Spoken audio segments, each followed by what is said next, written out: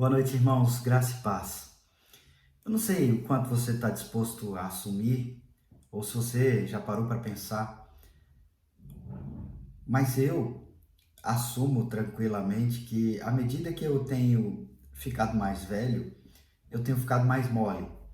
Eu costumo brincar com a Patrícia, com os filhos, que eu já estou de um jeito que eu estou chorando até em inauguração de padaria, né? E eu brinco dessa forma porque quando eu era mais novo, bem mais jovem, eu era um tanto mais cético, um tanto mais frio. Eu não tinha tanta moleza de coração com relação a outras pessoas, ao problema das outras pessoas. Era um tanto mais insensível com outras pessoas.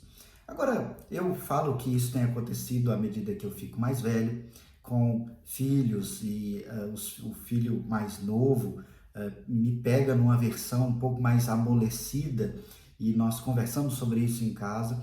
E aí surgiu o netinho também e me parece que isso não acontece só comigo.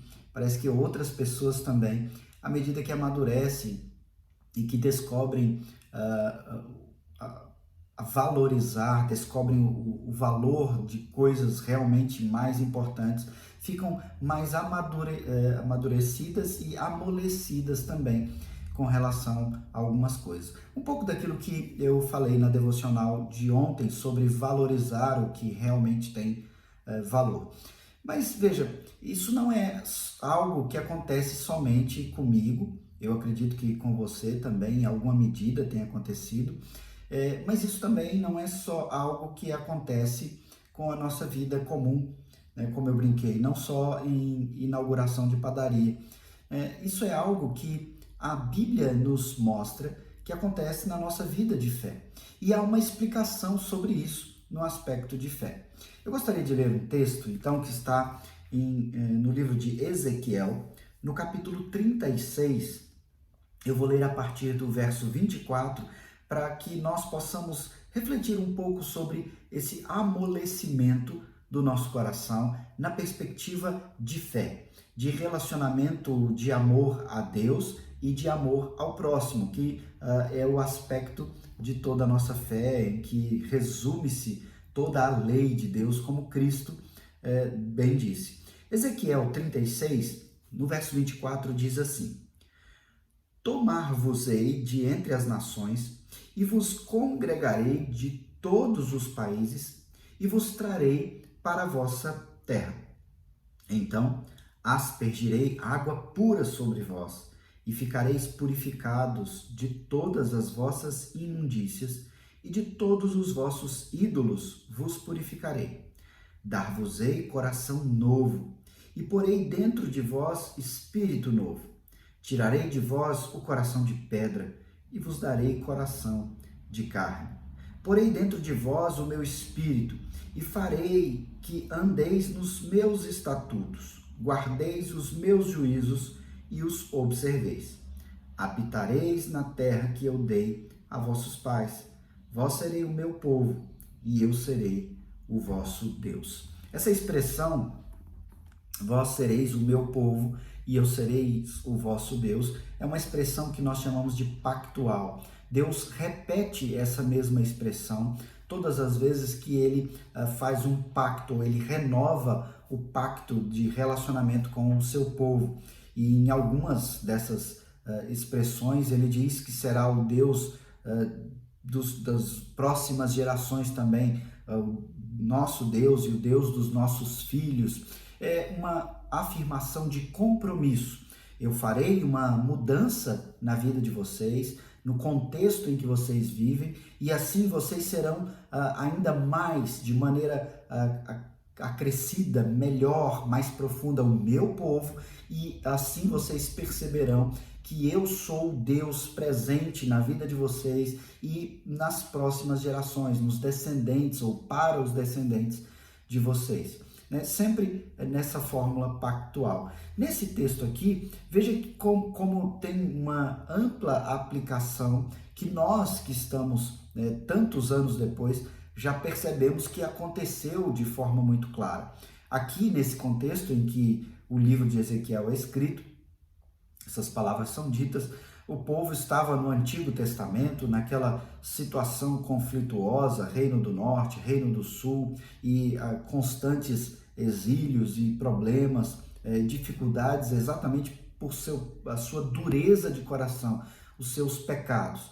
Em todo o Antigo Testamento nós vemos ali Deus afirmando que o povo dele é um povo de dura cerviz, ou seja, de pescoço duro, né, que não abaixa, que não se humilha, é um povo altivo, que não se corrige, um povo que faz de forma dura as coisas, a sua conduta de vida. E Deus então chama esse povo ao arrependimento, à humilhação, à oração. Veja, essas figuras elas não estão separadas, elas se complementam.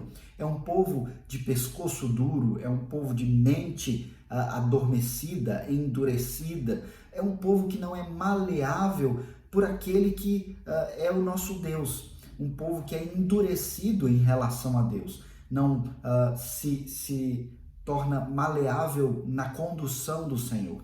É um povo que mesmo diante dos pecados que se cometem, continuam seguindo o mesmo caminho. É um povo também que mesmo diante dos exílios e do pesar da mão de Deus em vários contextos, eles não se arrependem, eles não identificam onde estão errando e mudam, eles continuam a se conduzir de maneira dura, como se estivessem numa mesma direção.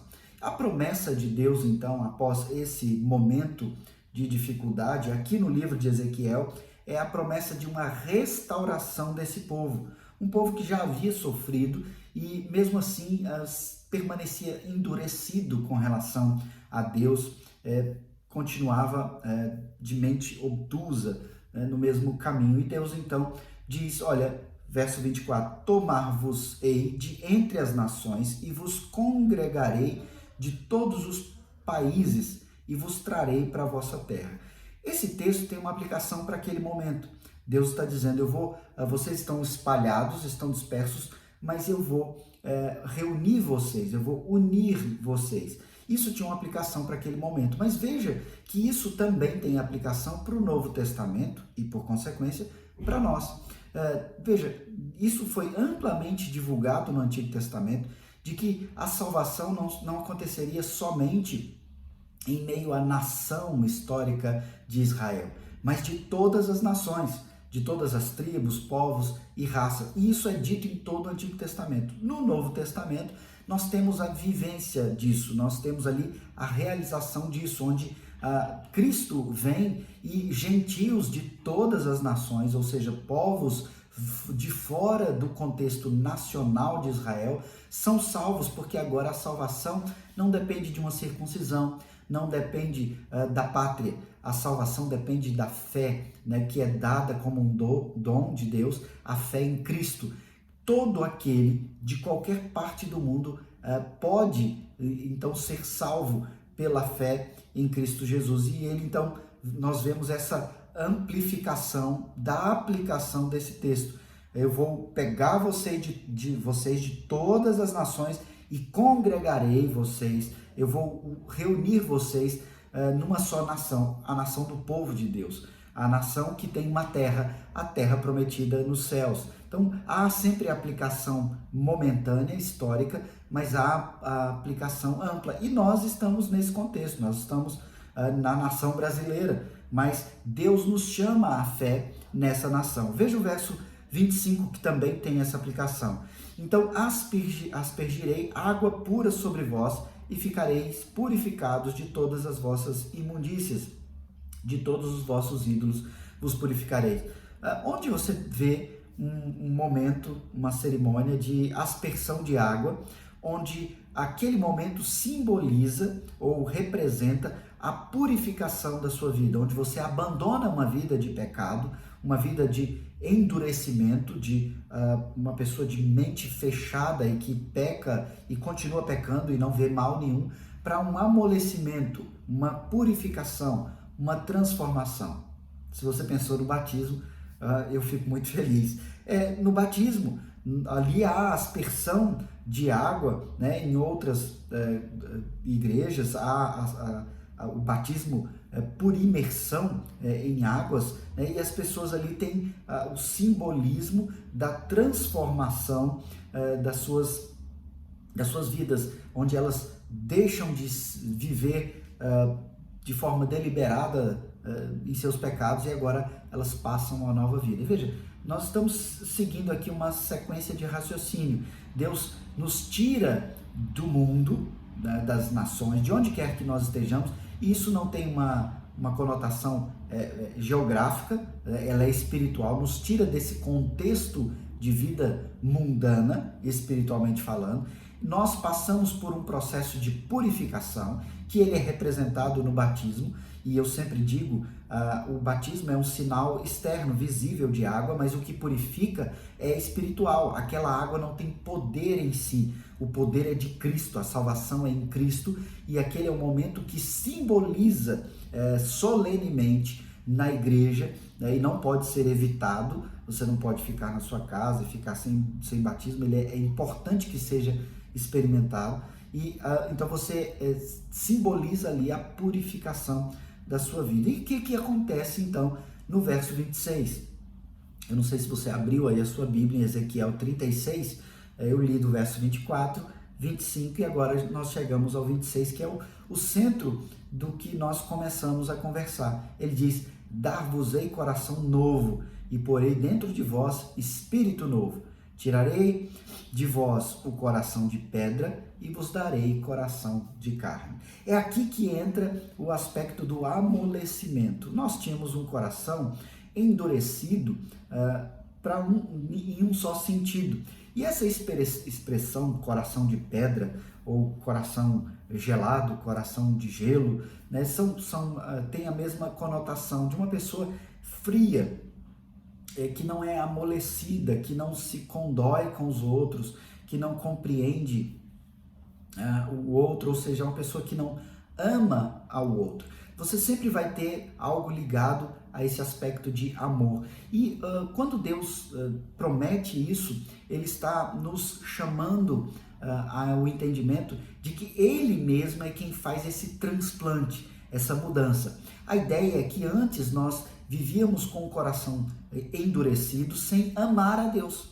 Nós dizíamos que conhecíamos a Deus. Isso era aplicável lá para a nação histórica de Israel, naquele tempo de Ezequiel, mas também no Novo Testamento e para nós até hoje. Quando nós vivemos a parte separados de Deus, nós estamos endurecidos, nós não amamos a Deus. E muitos de nós, os que são chamados de crentes nominais ou não praticantes, né, ou cristãos não praticantes, eles são exatamente esses. Eles dizem que são de Deus, mas o coração deles é endurecido. E se você acha que de alguma forma isso se aplica à sua vida, é importante você refletir sobre isso.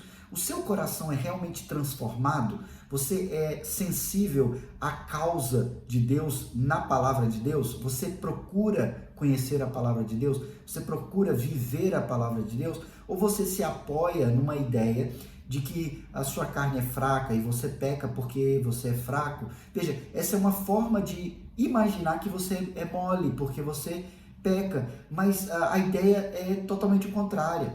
Se você peca e simplesmente diz: olha, eu não consigo viver sem esse tipo de coisa, eu não consigo ir à igreja com tanta frequência, eu não consigo ler a Bíblia, praticar as coisas da Bíblia, é exatamente porque o seu coração está endurecido e ele precisa ser amolecido. Amolecido quando você ama a Deus. Se você já experimentou amar alguém, como eu disse, que eu fico mais mole à medida que eu envelheço, se você tem experimentado amores nos seus familiares, nos seus filhos, e você percebe que está mais amolecido, mais sensível, então você entende o que eu estou falando, porque o aspecto aqui é que você fica mais sensível a Deus, mais amolecido ao agir do Espírito Santo de Deus, que age pela palavra de Deus. Ele nos transforma pela palavra. E o texto está dizendo que ele mesmo é o responsável por fazer esse transplante. E esse transplante acontece por meio da palavra dele. À medida que você lê, você se emociona, você se sente tocado, você se sente transformado. E essa é uma transformação espiritual que ordinariamente acontece pelo conhecimento de Deus na palavra dele, que é o meio que ele se revelou.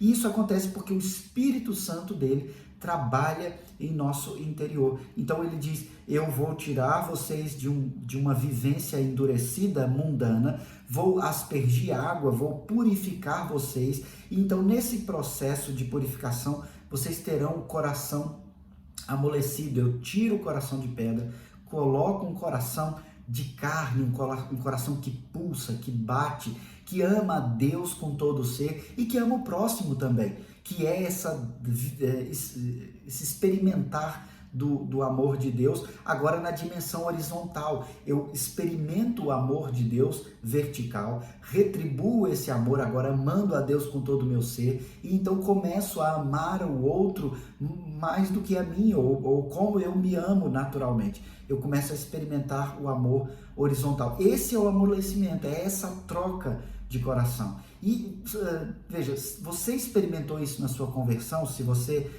já sente que é uma pessoa convertida, fervorosa, ótimo, amém. Mas essa transformação, ela é progressiva.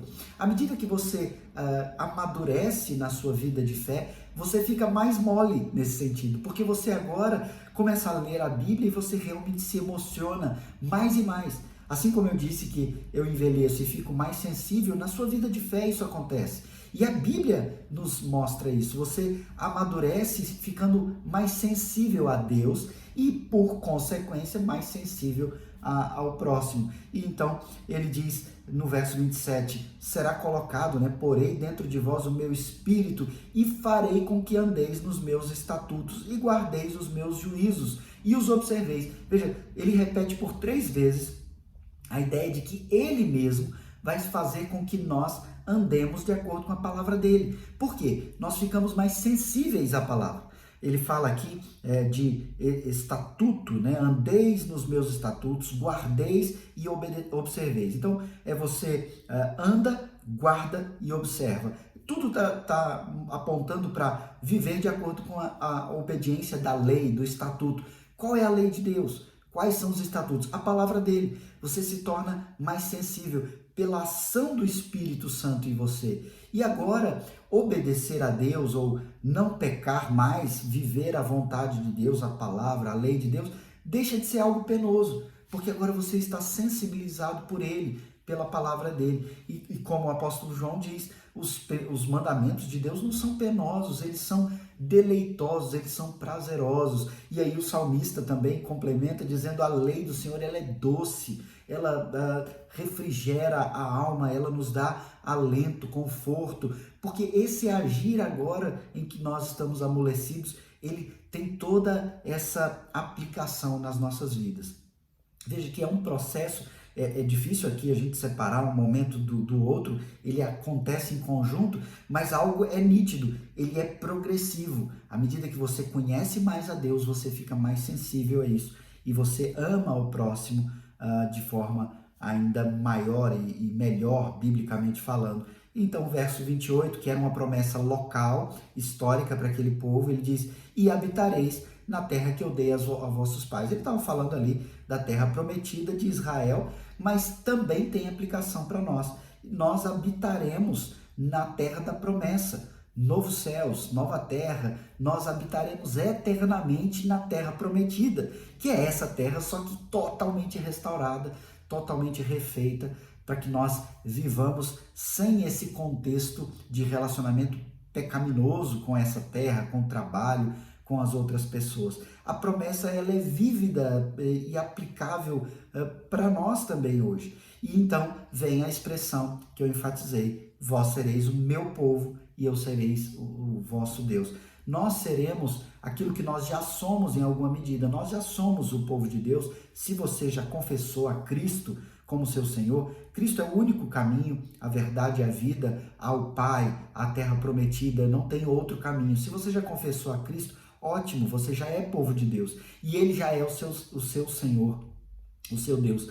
Mas isso precisa crescer na sua vida, precisa ter cada vez mais significado. Mas isso tem uma aplicação também com relação ao futuro do fim dos tempos, né? Quando nós estaremos com Deus e nós seremos ali particularmente, plenamente o povo de Deus, né? Isso será ampliado, nós seremos um povo de propriedade particular, num relacionamento particular, que já é, mas será maior, amplificado, será pleno, porque hoje nós não vemos, por exemplo, a Cristo com os nossos olhos. Nos céus nós veremos, nós nos relacionaremos, nós adoraremos vendo, contemplando ali, e Ele então é o nosso Deus que se relaciona particularmente conosco. É belíssimo demais entender todas essas coisas, e eu te convido a se dedicar a isso, a orar sobre isso e pedir em sua oração, aí onde você está, pedindo que Deus transforme o seu coração, para que você fique mais duro com relação à prática de pecado, mas que você fique mais amolecido, com o coração de carne, que pulsa, que bate, que ama verdadeiramente ao Senhor. Ore por isso, eu quero orar por você também. Senhor, obrigado pela tua palavra que nos instrui sobre a beleza da transformação, da conversão, da salvação que o Senhor faz em nós, ó Pai. E nós pedimos então que aqueles, ó Pai, que estão vendo, ouvindo esse momento de devocional, de reflexão, ó Pai, todos, sejam crentes ou não crentes ainda, que o Senhor amoleça os corações, que o Senhor transforme os corações, que o Senhor converta-os, ó Pai, ao Senhor. Aqueles que já são crentes, professos em Ti, que o Senhor converta-os a um amor mais dedicado, a um amor mais latente, um coração realmente voltado ao amor ao Senhor.